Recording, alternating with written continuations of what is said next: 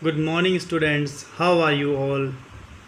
First of all, Happy Independence Day to all of you.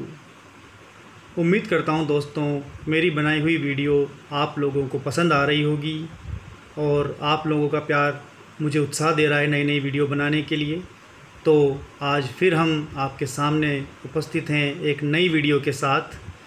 तो दोस्तों सबसे पहले तो मैं आपसे कहना चाहूँगा कि ज़्यादा से ज़्यादा वीडियोस को लाइक करें, कमेंट करें, शेयर करें और इस चैनल को सब्सक्राइब ज़रूर करें। तो दोस्तों आप देख रहे होंगे आपके सामने कुछ सेंटेंस आपको दिखाई दे रहे होंगे। मैं वो सेंटेंस आपके सामने पढ़ता हूँ। पहला सेंटेंस है सूर्य पूर्व में उदय होता है। ठीक है। दूसरा है वह अक्सर देर से स्कूल जाता है। थर्ड सेंटेंस हम प्रतिदिन सुबह चाय पीते हैं। फोर्थ पानी 100 डिग्री सेल्सियस पर उबलता है। और पांचवा सेंटेंस है उसका भाई एक कंपनी में काम करता है।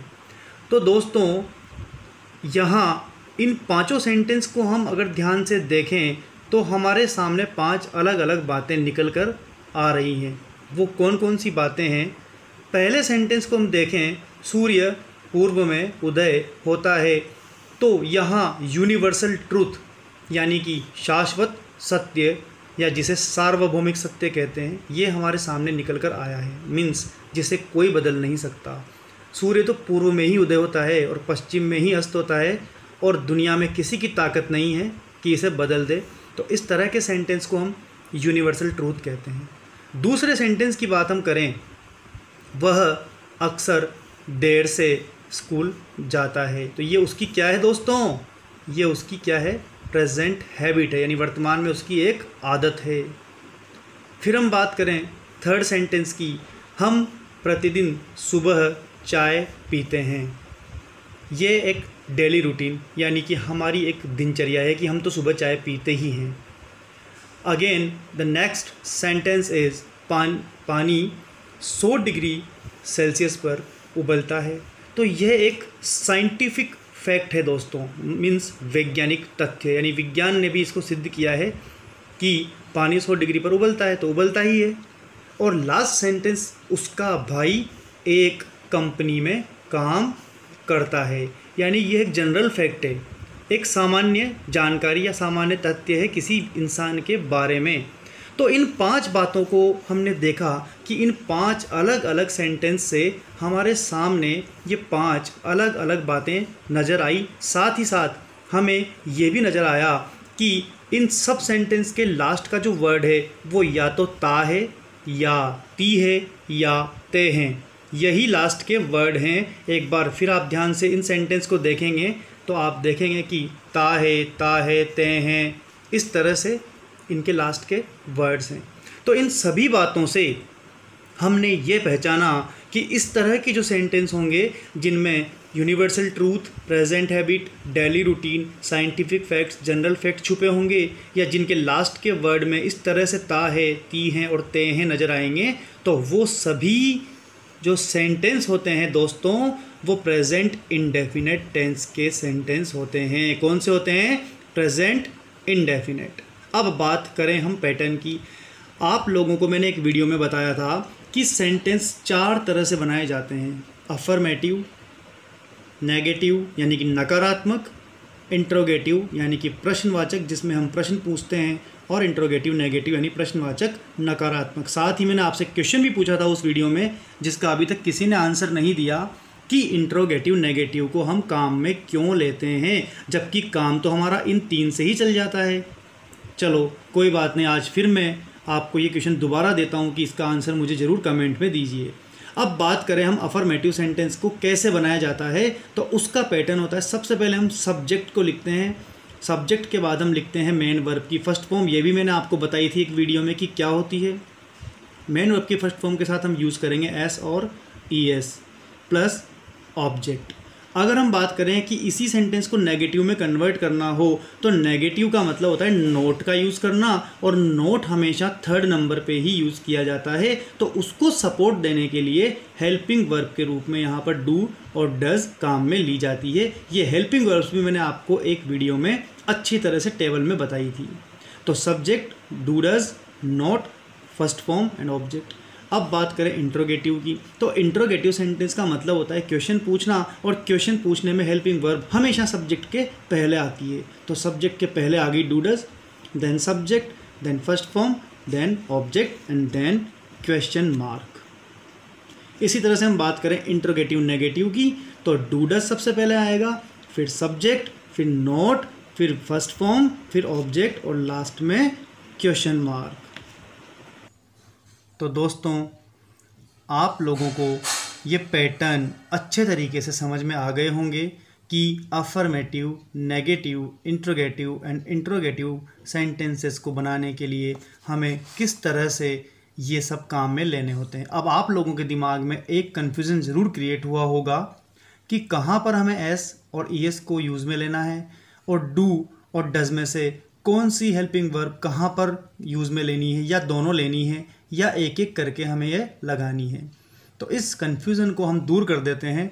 दोस्तों आप ध्यान देना कि अगर सब्जेक्ट सिंगुलर है, जैसा कि मैंने आपको पहले एक वीडियो में बताया था, ही, शी, इट और नेम, यदि इनमें से कोई भी एक सब्जेक्ट नज़र आता है तो हम फर्स्ट फॉर्म में एस और ई एस को ऐड कर देते हैं। दोनों को नहीं, या तो एस या ई एस को ऐड करते हैं। अब आप सोचेंगे कि एस या ई एस किसको ऐड करते हैं, तो अगर आपने सिंगुलर प्लूरल्स के रूल पढ़े होंगे तो उसी रूल के अकॉर्डिंग एस और ई एस का यूज़ करते हैं। जैसे सामान्य शब्दों में एस लगाते हैं, जबकि जिन शब्दों के पीछे ओ आता है उसमें ई एस लगाते हैं। इस तरह से आपको थोड़ा सा उन रूल्स की तरफ जाना होगा।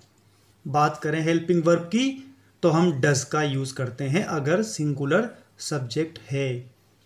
अगर सब्जेक्ट प्लूरल है, जैसे कि I, we, you, they and names, तो हम सिर्फ फर्स्ट फॉर्म का यूज़ करते हैं, उसमें एस या ई एस नहीं लगाते हैं, और हेल्पिंग वर्ब के रूप में डू का यूज़ करते हैं, डज का नहीं करते हैं। अब एक बात जो आपको बहुत अच्छी तरह से अपने दिमाग में फिट कर लेनी है वो है कि ये जो फर्स्ट फॉर्म में हम एस या ई एस लगाते हैं वो भी सिर्फ और सिर्फ अफर्मेटिव वाले टाइप में ही लगाते हैं। दैट मीन्स फर्स्ट वाले में जो पहला बनता है अफर्मेटिव, और कहीं भी हम एस और ई एस का यूज़ नहीं करते हैं। अब हम आपके सामने सेंटेंस को इंग्लिश में कन्वर्ट करके देखेंगे। सूर्य पूर्व में उदय होता है।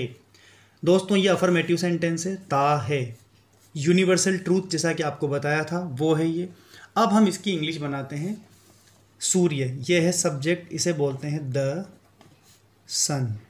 ठीक है दोस्तों, कभी भी किसी भी सेंटेंस को इंग्लिश में कन्वर्ट करने के लिए हम लास्ट में आ जाएंगे, फर्स्ट सब्जेक्ट को लिखकर सीधा लास्ट में आ जाएंगे। उदय होता है, द सन, उदय होने को बोलते हैं राइज।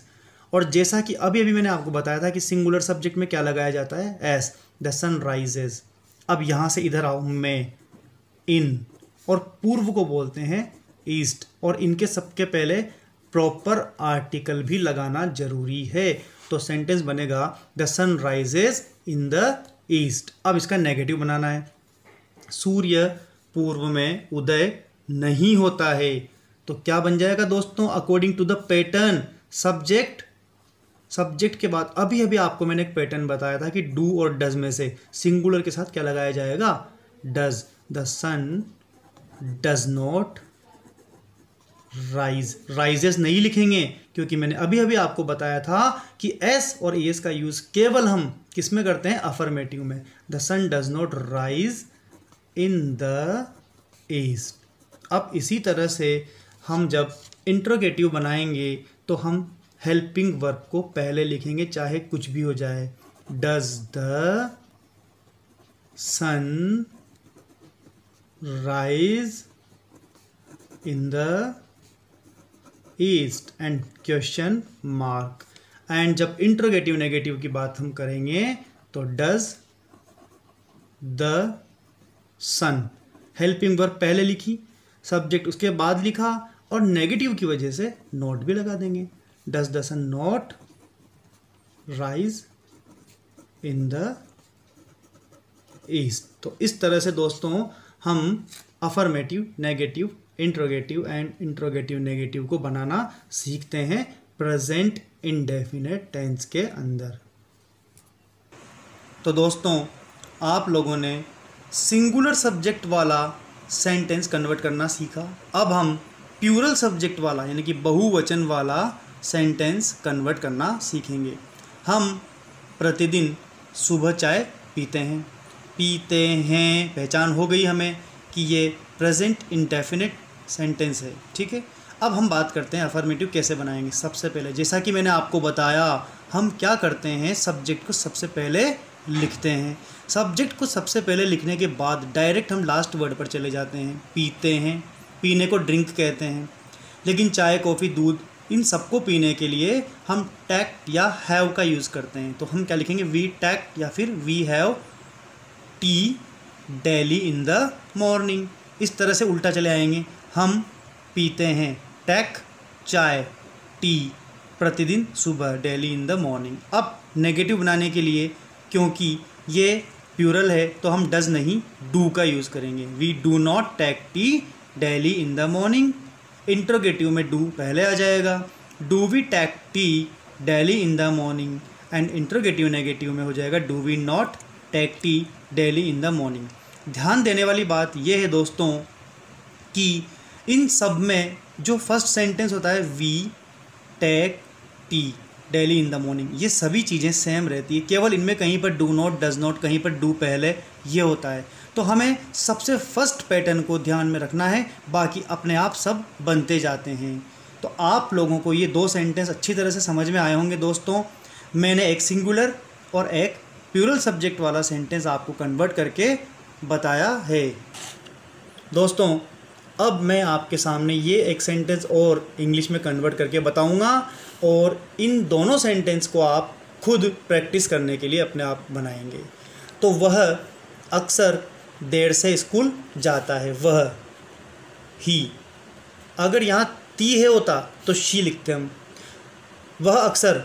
अब हमें ध्यान किस पर देना है, इन शब्दों पर। ये जो बीच में आते हैं ना, अक्सर और कई सारे होते हैं, जैसे हमेशा, कभी नहीं, तो ये सब क्या होती हैं, ये सब एडवर्ब होती हैं। और इन एडवर्ब्स को हम यहीं पर यूज़ में लेते हैं वर्ब से पहले। तो ही ऑफन, अक्सर को हम बोलते हैं ऑफन, ही ऑफन। अब सीधे लास्ट में आ जाओ, जाता है, जाने को क्या कहते हैं, गो। लेकिन ये सिंगुलर सब्जेक्ट होने की वजह से गो में क्या लगाएंगे हम, एस या ई एस, तो पीछे ओ आ रहा है इसलिए हम लगाएंगे E S. He often goes to, कहाँ जाता है, स्कूल। ये देखो उल्टा चल रहे हैं हम, उल्टा तरफ से। और कब, देर से, तो क्या हो जाएगा इसके लिए, लेट।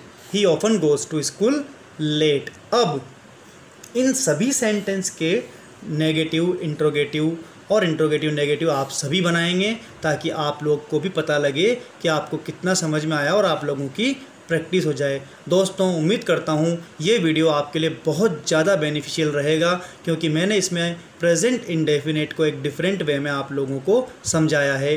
चैनल को सब्सक्राइब करना मत भूलना दोस्तों। Thank you very much.